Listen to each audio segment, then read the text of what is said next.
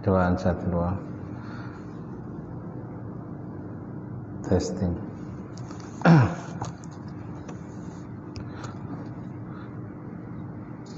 Yang sejuk slogan ekon tutup slow ke sejuk tutup ke ulanglah sejuk. Baik, insyaAllah kita mulakan kuliah kita pada malam ni dengan kita sama-sama baca Ummul Quran ila hadratin Nabi Muhammad Mustafa Rasulullah sallallahu alaihi wasallam wa alal kiram ashab rizam syai'ul Fatihah. A'udzu billahi minasyaitonir rajim. Bismillahirrahmanirrahim.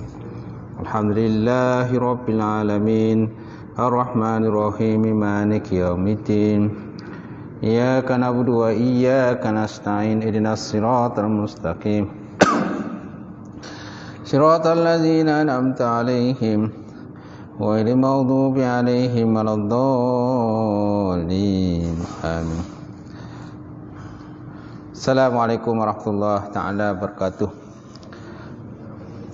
Alhamdulillahillazi anzala 'ala 'abdihil kitab wa lam yaj'al lahu aywaja qayyiman liyunzira ba'san shadidan min ladunhu wa yubashshiril mu'minina allazina ya'maluna shalihat anna lahum ajran hasana makisina fihi abada.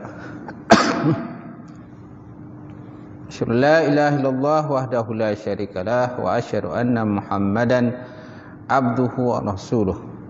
Allahumma shalli wa sallim ala Sayyidina wa nabiyina wa habibina wa maulana Muhammad wa ala alihi wa sahbihi wa man da'a bi da'watihi wa sanna bi sunnatihi ila yaumiddin. Rabbi israh li sadri wa yassir li amri wahlul 'uqdatam min lisani yafqahu qawli. Subhanaka la ilma lana illa ma 'allamtana innaka antal alim hakim. Wala haula wala quwwata illa billahil alim azim. Qala Allah Subhanahu wa ta'ala fil Qur'anil Karim, a'udzu billahi minasyaitonir rajim. Innama ya'muru masajidallah man amana billahi wal yawmil akhir wa aqamas salata wa ataz zakah wa lam yakhsha illallah fa'asa ulai yakunu minal muhtadin. Sadaqallahul azim. Yang bermaksud biasanya orang-orang yang memakmurkan rumah-rumah Allah Subhanahu wa taala itulah orang-orang yang beriman dengan Allah dan juga hari akhirat. Serta mereka itu mendirikan sembahyang dan menunaikan zakat. Dan mereka tidak takut melainkan hanyalah kepada Allah Subhanahu wa taala. Fa'asa ulai yakunu minal muhtadin. Mudah-mudahan mereka termasuk dalam kumpulan orang-orang yang mendapat hidayah petunjuk daripada Allah. Wa qala Nabi sallallahu alaihi wasallam, la yu'minu ahadukum hatta akuna habba ilaihi min walidihi wa waladihi wan nasi ajma'in. Yang bermaksud tidak sempurna iman salah seorang kamu sehingga aku lebih dikasihi, melebihi kasihnya kepada ayahnya, melebihi kasihnya kepada anaknya, melebihi kasihnya kepada manusia semuanya. Nawaitu ta'alluma wa ta'li wa tazakkura wa tazkir wa nafa'a wa intifa' wa ifadatu istifadah wal hasa 'ala tamassuki bi kitabillah wa sunnati rasulih wa du'a ila al-huda wa dalalati ila al-khairi ibtigha'a wajhillah wa mardatihi wa qurbihi wa sawabihi. Subhanahu wa ta'ala. Yang dimuliakan Tuan Imam, seterusnya Tuan Bilal, kemudian pengurusi masjid dan kawasan masjid, tuan-tuan haji, tuan-tuan hajah, para asatizah, tuan-tuan dan puan-puan muslimin muslimat berbahagia. Alhamdulillah, kita panjatkan puji dan syukur kepada Allah kerana dengan izin Allah selagi kita dapat bertemu tuan-tuan, kita sambung kuliah kita. Mungkin dalam satu atau dua lagi pertemuan lah. Lepas tu kita dah masuk Ramadan, kan? Okay, sekali lagi ni kuliah. Ni last ke? Sekali lagi ada satu lagi. Ada satu kuliah lagi lah sebelum kita masuk Ramadan, insya-Allah. Jadi malam ni kita lihat bait syair yang ke-61. Betul 61. Baik, kita lihat bait syair ke-61. Wajaizun fi haqihim kal aqli kal jima'i lin nisa fil hilli.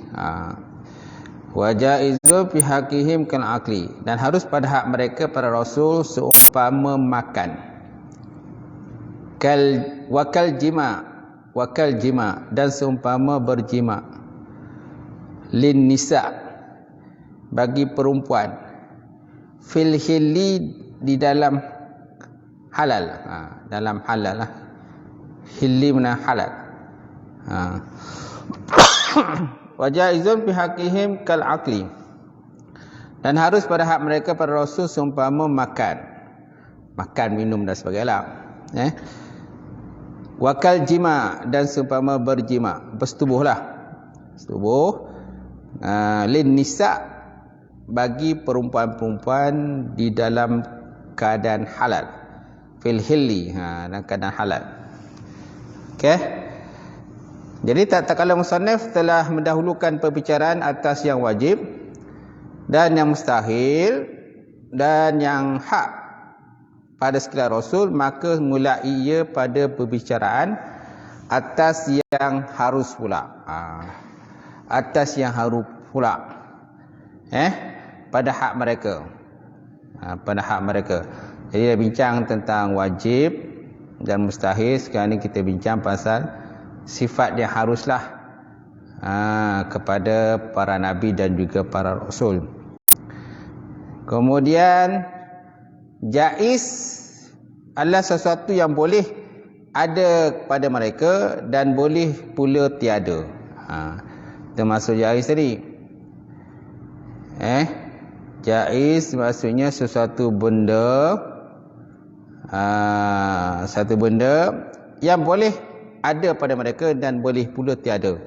Di dalam bait syair tersebut musannaf sengaja mengulang perumpamaan.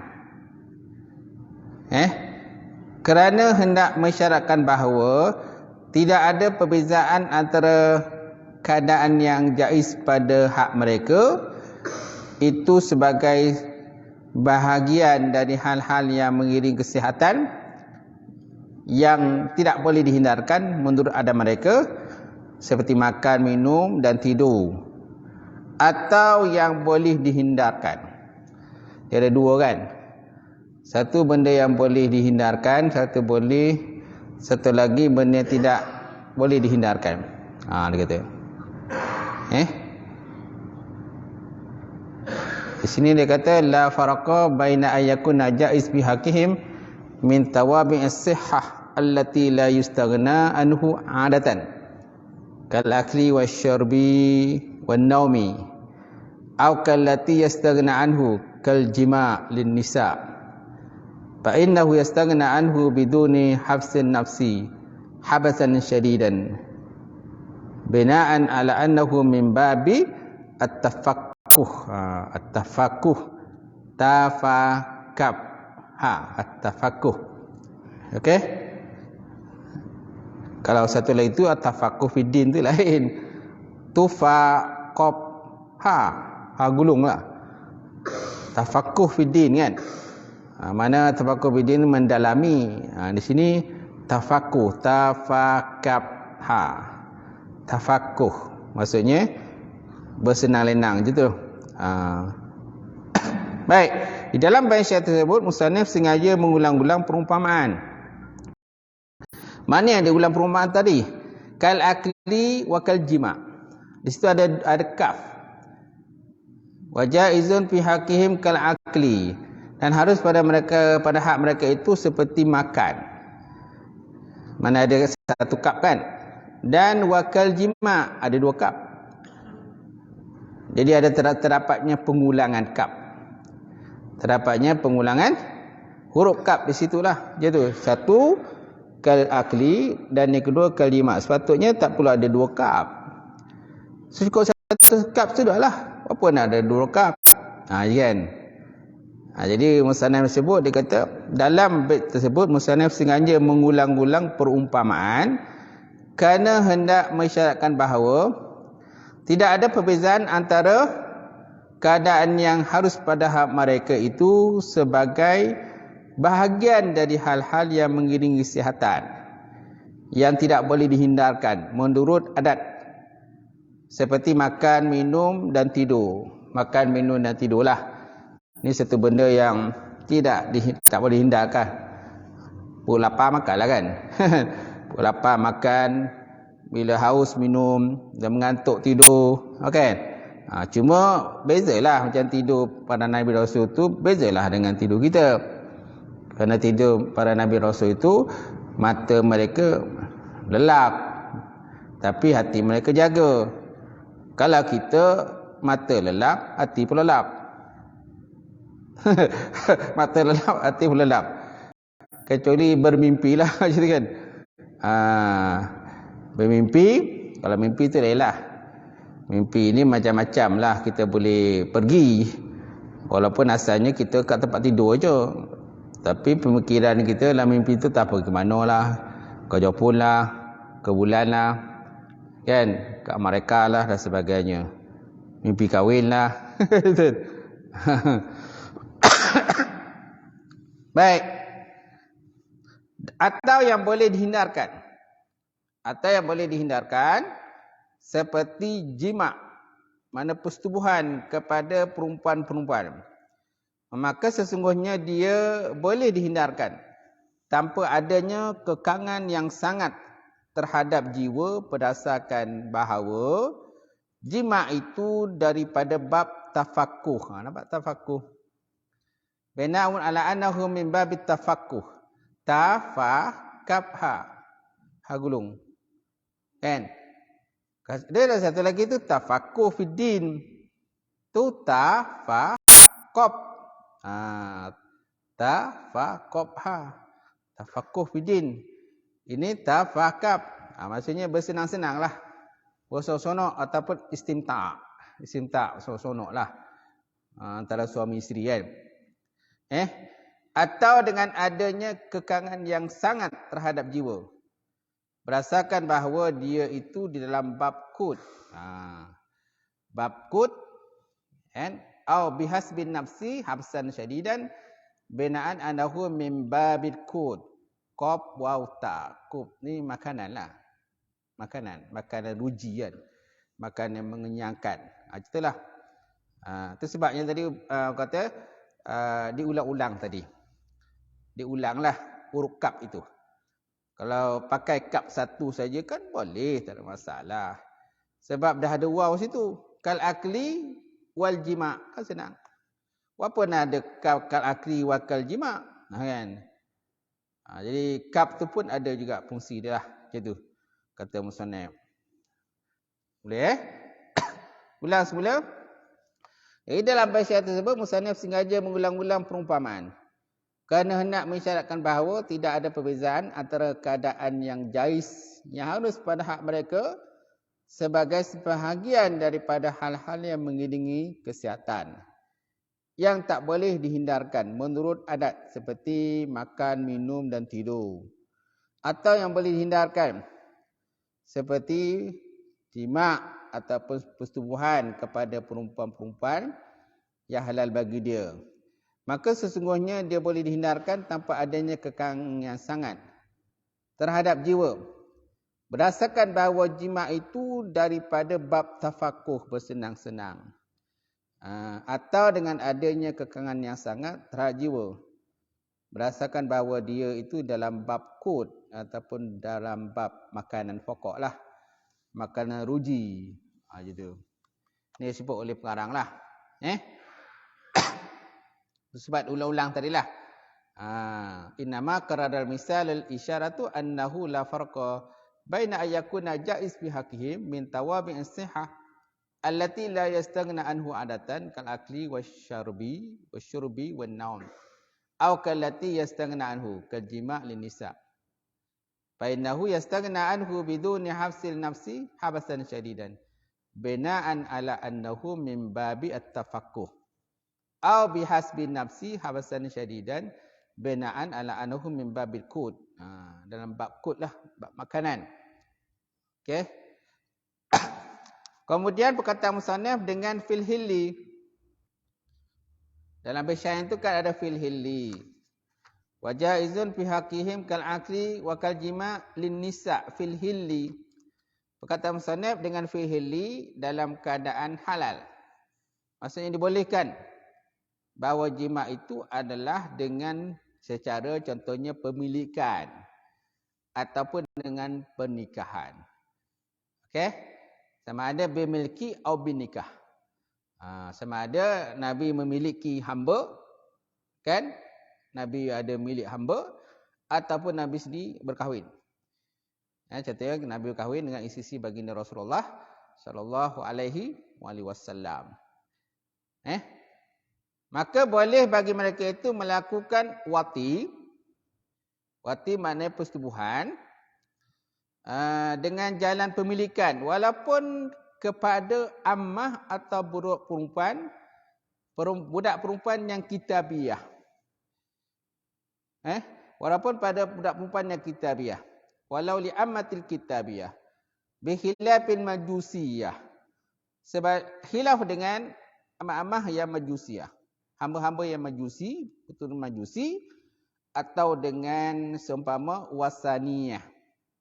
Wasaniyah ni masih sembah pahala lah. Kalau wasaniyah. Okey. Jadi harus bagi para Nabi dan para Rasul itu bersetubuh dengan hamba-hamba yang dipilih. Walaupun hamba-hamba yang kitabiah, ahli kitab. Yang tak boleh itu ialah hamba-hamba daripada golongan majusiyah. Ataupun wasaniyah. Wasaniyah ni yang penyembah berhala lah. Itu yang tak dibenarkan. Dan menyalahi oleh Ibn Arabi.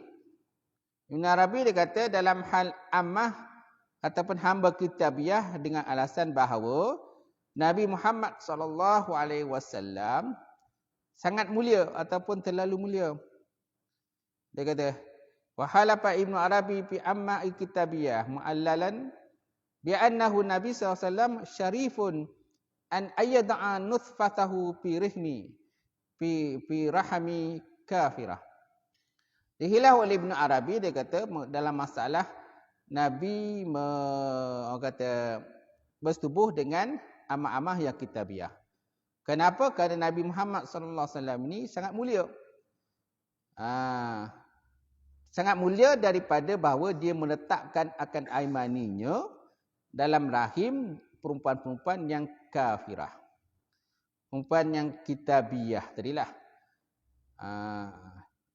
Ini alasan daripada Ibn Arabi.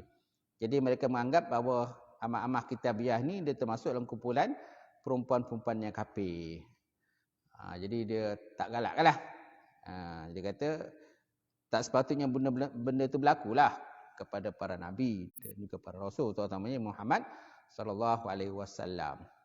Adapun bagi amah yang muslimah dengan cara pemilikan, maka ianya boleh. Dia kata. Wa amma amatul muslimah bil milki fa jaizun bi ittifaq. Sedangkan amah-amah yang muslimah ni, hamba-hamba muslimah yang perempuan yang Nabi dah miliki dengan jalan tawanan ataupun bi milki, kan, ataupun dijadikan hamba, fa jaizatun, maka hukumnya haruslah dengan ittifaq daripada para ulama, tuan-tuan. Kemudian dan boleh bagi mereka watihi ataupun jima dengan jalan pernikahan kepada perempuan yang selain daripada kitabiah dan juga majusiyah serta yang selain ammah walaupun muslimah, kerana perempuan-perempuan ini hanyalah dinikahi kerana takut berbuat zina atau kerana tidak adanya mahar ataupun tidak adanya mahar. Ataupun li adami tauli. Tauli ni maksudnya mahar. Dalam kitab Arab dia kata li adami tauli. Tauli ai bermakna al-mahar ataupun mas kahwin. Okey, mas kahwin lah. Kerana Nabi biasanya mas kahwinnya kalau dalam bab fiqh min haji tu antara 10 dirham ke itu paling rendah 10 dirham. 10 dirham. Kemudian yang paling tinggi ialah sebanyak 500 dirham. Paling tinggi 500. Kalau dalam dalam kitab sirah nabawiyah, kitab Rahim Maktum, Nabi Muhammad sallallahu alaihi wasallam membayar mas kahwin sebanyak 20 ekor unta muda dalam pernikahan dengan Siti Khadijah. Dengan dalam pernikahan dengan Siti Khadijah, maka Nabi membayar mas kahwin sebanyak 20 ekor unta muda. Ini disebut dalam kitab Rahim Maktum yang dikarang oleh Safiur Rahman Al-Mubarakfuri. Kemudian dalam kitab Sirah Ibn Hisham, Nabi membayar sebanyak 20 ekor anak lembu. 20 ekor anak lembu dalam perkahwinannya dengan Siti Khadijah. So mana ada khilaf lah. Khilaf berkenaan mas kahwin yang Nabi bayar dalam perkahwinannya dengan Siti Khadijah. Kemudian dalam kitab Fiqh bin Haji berkenaan dengan mas kahwin, disebut di situ bahawa dalam bab mahar dia ada mahal misi dan sebagainya. Nabi syorkan kita supaya paling tidak pun 10 dirham. Paling rendah 10 dirham. Paling tinggi pun 500 dirham lah dalam bab perkahwinan. Kalau kita dalam konteks di Negeri Sembilan ni, mas kahwin kita berapa? Minimal apa? 200 kan? 200 ringgit lah. Itu 200 ringgit tu minimal. Maksimum tu pulang lah. Berapa tu nak bagilah untuk mas kahwin. Ada negeri-negeri yang mas kahwinnya rendah. 22 ringgit setengah. Tahu kan? Contohnya di Johor, di Pahang kan? Jumlah mas kahwinnya lah 22 ringgit setengah. Ada negeri-negeri yang tidak ditentukan berapa mas kahwin. Terpulanglah. Terpulanglah kepada pasangan tadi berapakah mas kahwin yang nak dibagi kepada perempuan-perempuan yang nak dipinang, yang nak dikahwini. Baik, kita lihat semula. Dan menyalahi Ibn Arabi dalam hal ammah kitabiah. Bagaimana kitabiah mana gula ahli kitab lah. Dengan alasan bahawa Nabi SAW terlalu mulia dan terhormat untuk meletakkan nutfah ataupun spermanya dalam rahim perempuan yang kafirah. Ini pandangan Ibn Arabi sendiri. Dia kata hamba ammah kitabiah ni termasuk dalam perempuan kafir, dia kata. Adapun kepada ammah yang muslimah yang didapati secara pemilikan, maka boleh dengan ittifaq ulama. Dan boleh bagi mereka wat'i bersetubuh dengan jalan pernikahan kepada perempuan yang selain daripada perempuan kitabiah dan juga majusiyah serta selain ammah walaupun muslimah, kerana perempuan-perempuan ini hanyalah dinikahi kerana takut daripada berbuat zina. Takut berbuat zina atau kerana tidak adanya mahar. Tidak adanya mas kahwin yang dibayarlah. Sebab ada perempuan-perempuan yang Nabi berkahwin tidak ada mas kahwin. Terus dinikahkan oleh Allah Subhanahu wa taala. Tuan-tuan. Baik, kemudian dan masing-masing daripada dua sebab ini ternafi pada dirinya sekalian Rasul. Adapun yang pertama adalah kerana ismah. Dia kata.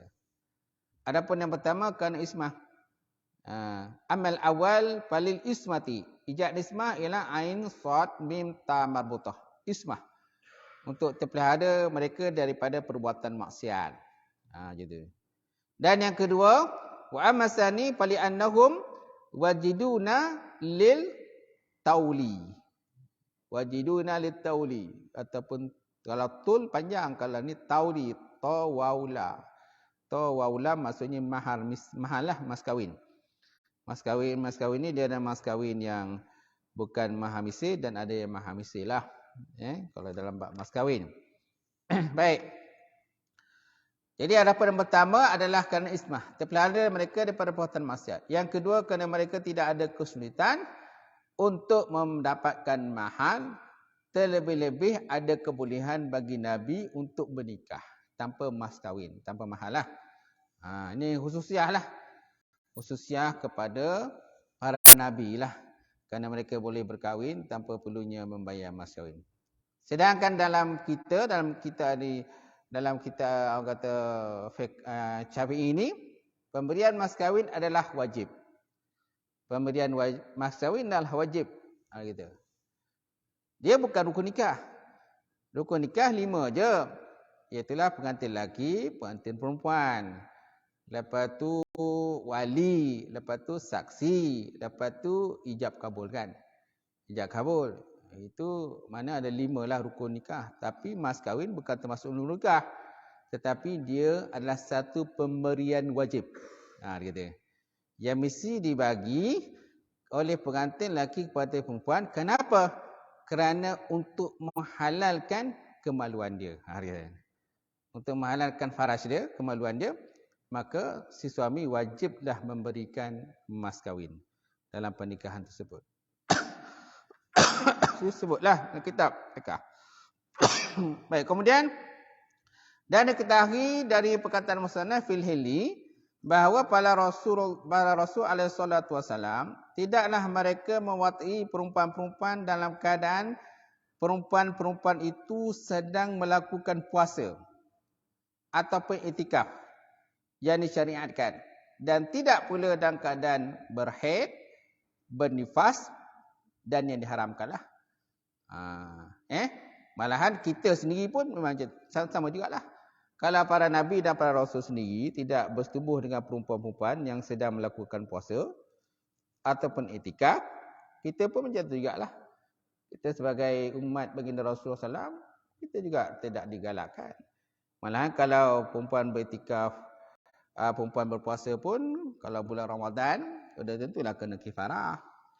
Kan, kifarahnya itulah dengan memerdekakan seorang hamba. Ataupun orang kata berpuasa 2 bulan berturut-turut. Ini dekat puasa ni kan. Berpuasa 2 bulan berturut-turut. Kalau tak boleh berpuasa bulan berturut, maka naklah bagi makan 60 orang fakir miskin kan. 60 orang fakir miskin. Dia punya tu ikut turutan. Dia bukan orang kata pilihan. Dia bukan pilihan tapi turutan dia. Tak boleh yang pertama, baru turun yang kedua. Tak boleh yang kedua, baru turun yang ketiga. Gitu. Itulah dikatakan sebagai kifarah lah ataupun kifarah.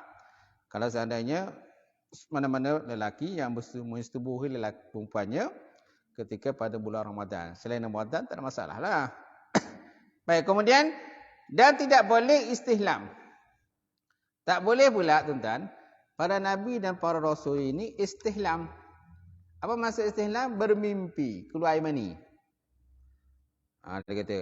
Dan tidak boleh istihlam mana bermimpi bersetubuh.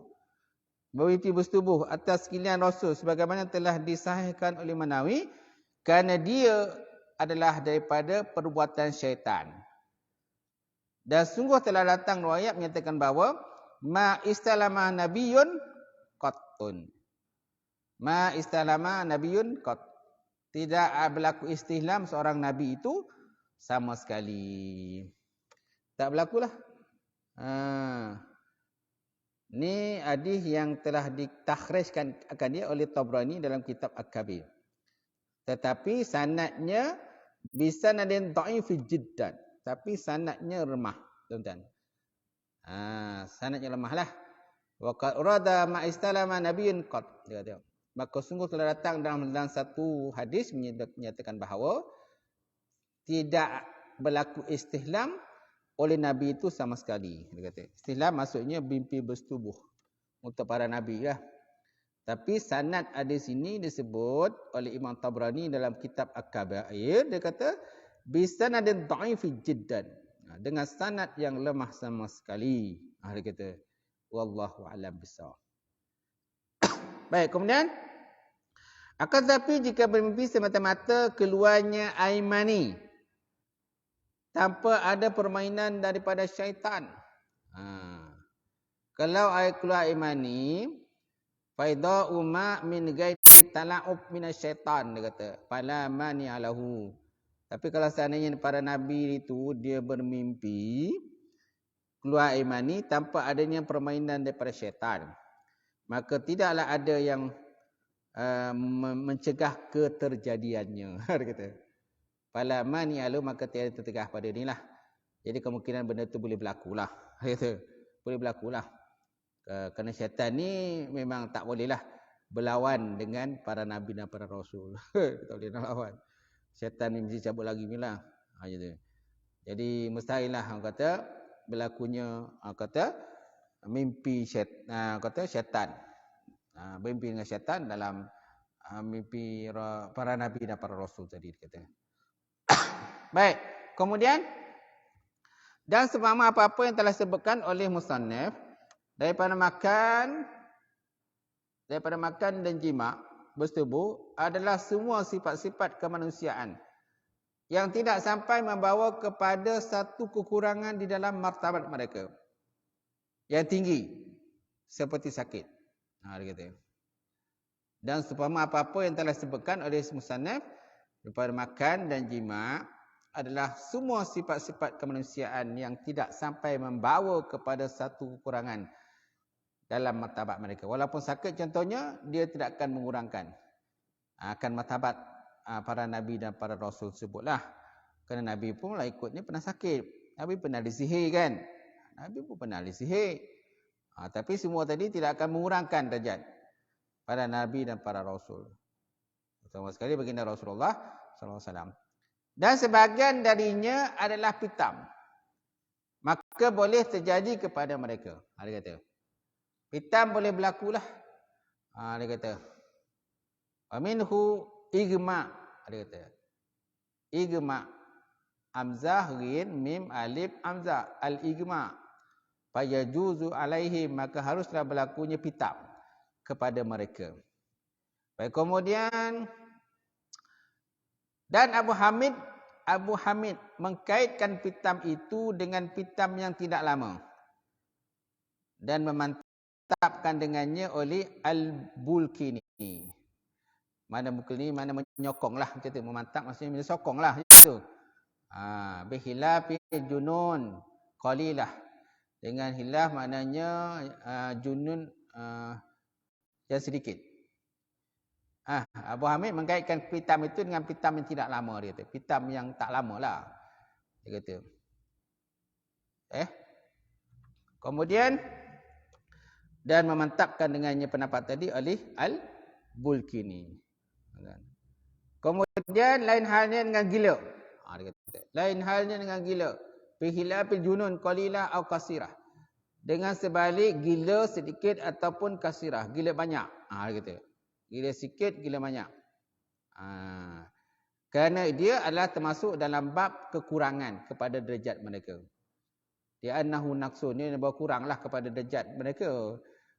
Jadi para nabi, para rasul tu mustahil dia terjadi gila. Sama ada gila banyak ke gila sikit pun tak boleh berlakulah pada para nabi rasul. Macam tu. Kemudian dan yang seperti gila ialah seperti terkena penyakit kusta, juzam. Wakal junun al-juzam. Sama seperti gila ialah seperti juzam, penyakit sopak. Wal baras. Penyakit baras ni, juzam maknanya kusta. Kusta maknanya daging terpotongan, kusta. Kemudian penyakit baras, maknanya sopak, keputihan. Kemudian penyakit buta. Dan selain yang demikian daripada perkara-perkara yang menjijikkan. Perkara-perkara menjijikkan ni tidak boleh berlakulah kepada para nabi dan para rasul. Habis Nabi Yaakob macam mana? Nanti tengok bawah. Habis Nabi Yaakob kan diserang oleh penyakit kulit kan? So macam mana Nabi Allah Yaakob? Kita tengok kat bawah nanti. Maka seorang nabi tidaklah pernah buta sama sekali. Dan tidaklah tetap keterangan bahawa Syuaib adalah buta. Ada nas menyatakan bahawa Syuaib ni buta. Dia kata lam yusbit, dia kata ni tak tetap. Lam yusbit anna Syuaib kana dariran. Maknanya ada pendapat menyatakan Nabi Syuaib ni buta. Tapi pendapat ni tak kuatlah, dia kata. Kemudian Nabi Yakub pula. Dan mengenai kejadian kepada diri Nabi Allah Yakub, dia kata, maka dia hanyalah satu hijab. Dia merupakan satu hijab ataupun tutupan di atas mata dia. Dari sebab terus-menerusnya keluar air mata. Dia kata. Dia kata, maka Nabi Yakub fahuwa hijab alal aini min tawasulid dumu. Dia kata. Apa yang berlaku pada Nabi Allah Yakub ni, dia mata dia buta tu bukanlah mana buta ori buta kita katakan. Bukanlah buta betul-betul dia kata. Tapi sebab hanya matanya tertutup macam tu jelah, disebabkan oleh banyak menangis. Dia kata. Oleh banyak menangis kerana bersedih terhadap apa yang berlaku pada Nabi Allah Yakub, menyebabkan dia jadi macam tu. Tuan-tuan. Dan oleh kerana itu tak kala datangnya padanya Al-Bashir. Al-Bashir ni mana malaikat yang bawa kabar gembira kepada Nabi Yakub. Maka kembalilah dia dapat melihat. Okey, tak kala datang padanya Al-Bashir ni sama ada malaikat ataupun orang kata, kan Nabi Allah Yakub dia bagi baju dia. Kan dia bagi baju dia, kamu bawa lah balik baju ini. Nabi Allah kata Yusuf masa tu berada di Mesir, sedangkan ayahnya mana Yakub berada di Palestin. Dia datang untuk meminta makanan gandum itu ialah abang-abangnya dia datang ke Mesir. Itu kan cerita dia kan disebut. Maka Nabi Allah Yusuf dia bagi baju dia kepada abang-abang dia untuk dia bawa balik, untuk disapukan kepada mata ataupun muka Nabi Allah Yakub alaihissalatu wassalam. Maka dengan izin Allah Subhanahu wa taala maka pulihlah mata dia. Macam tu. Panjanglah cerita dia tu. Tuan tengoklah dalam surah Yusuf itu kitaan berkenaan Nabi Allah Yusuf. Baik. Dan mengenai kejadian pada diri Allah Nabi Allah Yakub, dia kata, maka dia hanyalah satu hijab, dia kata. Hijab ataupun tutupan atas mata daripada sebab terus-menerusnya menangis. Menangis ataupun keluar air mata. Dan oleh kerana itulah tatkala datang kepadanya Al-Bashir, mana pembawa berita gembira. Okey? Walizalika lamma ja'ul bashir ada basiran, dia kata. Maka tatkala datang kabar berita menyatakan bahawa Nabi Allah Yakub, Nabi Allah Yusuf itu masih hidup, Nabi Allah Yusuf masih hidup, maka pulihlah mata dia. Ada basiran. Pulihlah mata dia dengan izin Allah Subhanahu wa taala. Okey. Maka dapatlah dia kembali dapat melihat dan. Baik, kemudian sedangkan bencana yang terjadi kepada Nabi Allah Ayub pula macam mana? Nabi Allah Ayub pula macam mana? Tuan-tuan. Wa ma kana bi Ayyub minal bala. Fakana minal jiddi wal azmi. Falam yakun munfiran. Dia kata. Sedangkan bencana yang terjadi kepada Nabi Allah Ayub hanyalah merupakan penyakit di antara kulit dan tulang. Tidak keseluruhan badan. Dia kata. Walaupun ada menyatakan keseluruhan badan. Kan, ada menyatakan keseluruhan badan lah. Ada pendapat menyatakan itu. Sehingga kan tinggal itu ialah lidah dia saja. Lidah saja yang berzikir pada Allah Subhanahu Wa Taala. Tapi kalau disebut di sini, maknanya hanya penyakit antara tulang, kulit dan tulang. Sahaja dia kata. Bukan semua. Dia kata. Wa ma kana bil Ayyub minal bala fakana baina jiddi wal azmi, dia kata. Azmi ain zat mim ni maknanya antara daging dengan tulang je. Itu sajalah. Bukan seluruh, dia kata. Bukan seluruh badan. Maka tidaklah dia termasuk dalam kumpulan yang menjijikkan, dia kata. Adapun mengenai kelalaian ataupun sahwun. Wa amma sahwun famumtani alaihim fi ikhbari al-baliyah kaqalihim. Adapun mengenai kelalaian ataupun sifat lalai, sahun kan lalai. Itu namanya sujud sahwi kan. Kenapa namakan sujud sahwi? Kerana bahasa perkataan sahun lah, sahwi, lupa. Adapun mengenai sifat sahun ataupun lalai, maka tercegah atas mereka dalam hal berita-berita yang sifatnya harus disampaikan. Ataupun dalam bahasa Arabnya al-balaghiyah. Dia kata al-balaghiyah. Alif lam ba lam alif ghin ya ta marbutah. Al-balaghiyah. Gitu. Okey? Wa amma sahwun famtani'un alaihim fi ihbad al-baliyah. Ada mengenai kelalaian ataupun sahwun ataupun lupa, maka tertegak atas mereka dalam hal-hal berita yang sifatnya harus disampaikan. Seperti perkataan mereka, al-jannatu uiddat lil muttaqin. Syurga itu disediakan kepada orang yang bertakwa. Ataupun wa azaban qabri wajib. Azab kubur itu adalah wajib. Dan yang selain-selainnya lah. Selain-selainnya kan. Ini benda-benda yang mesti disampaikan. Mesti disampaikan oleh para rasul kepada umat baginda Rasulullah sallallahu alaihi wasallam. Jadi benda ini tercegahlah. Tertegah kepada para nabi rasul daripada sifat sahun itu. Maknanya nak tak nak mereka kena sampaikan. Mereka tak boleh lupa dalam menyampaikan ayat-ayat seperti inilah. Seperti al-jannatu iddal muttaqin. Syurga disediakan pada orang bertakwa. Kemudian azab al-qabri wajib. Azab kubur tu wajib. Jadi mereka kena sampaikanlah. Kata musannif. Saya tengok semula. Adapun mengenai kelalaian ataupun sahwan, maka tercegah atas mereka dalam hal-hal yang sifatnya harus disampaikan ataupun af'alul balaghiyah. Mana hal-hal yang wajib yang harus disampaikan. Seperti perkataan mereka ajratu indal muttaqin. Azab al-qabri wajib. Demikian juga berita-berita yang sifatnya tidak harus disampaikan. Seperti si Zaid telah berdiri. Si Zaid telah berdiri ataupun si Anwar telah duduk. Ini benda-benda yang tak seharusnya disampaikanlah. Kan? Ni tak harus sampaikan ataupun tak wajib sampai pun. Tapi dalam bab macam benda-benda macam tadi kan, tentang azab kubur, tentang belasan orang yang bertakwa dia dapat syurga. Okey, benda-benda ni dia kena sampaikanlah. Kepada umat baginda, tuan-tuan. Nak tak nak mereka kena sampaikan, dia kata.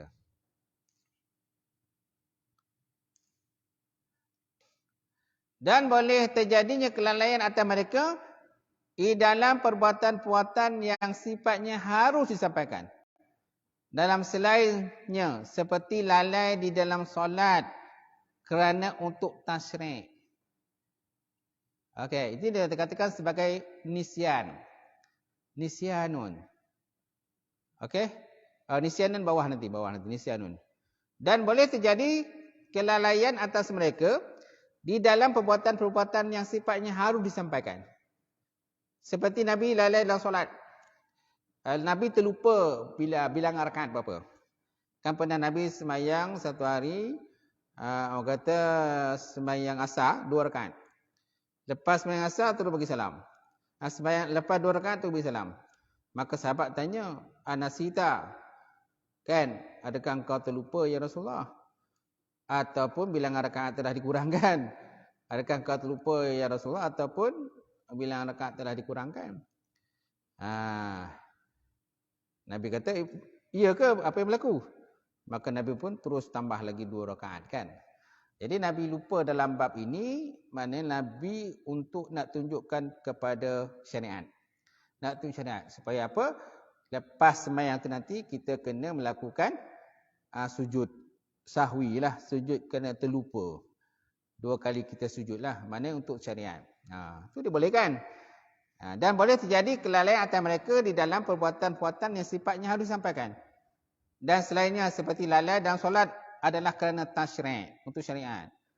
Akan tetapi kelalaian mereka itu tidaklah timbul dari sebab kesibukan mereka dengan selain daripada Allah Subhanahu Wa Taala.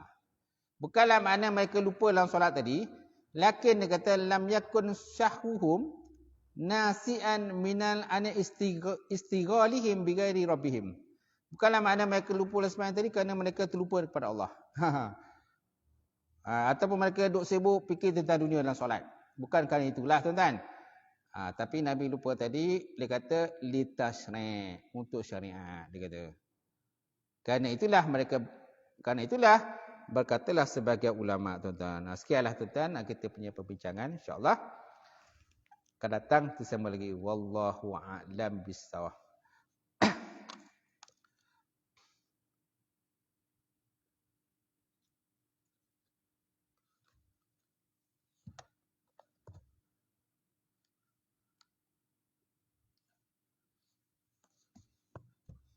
Auzubillahi minasyaitonir rajim. Bismillahirrahmanirrahim.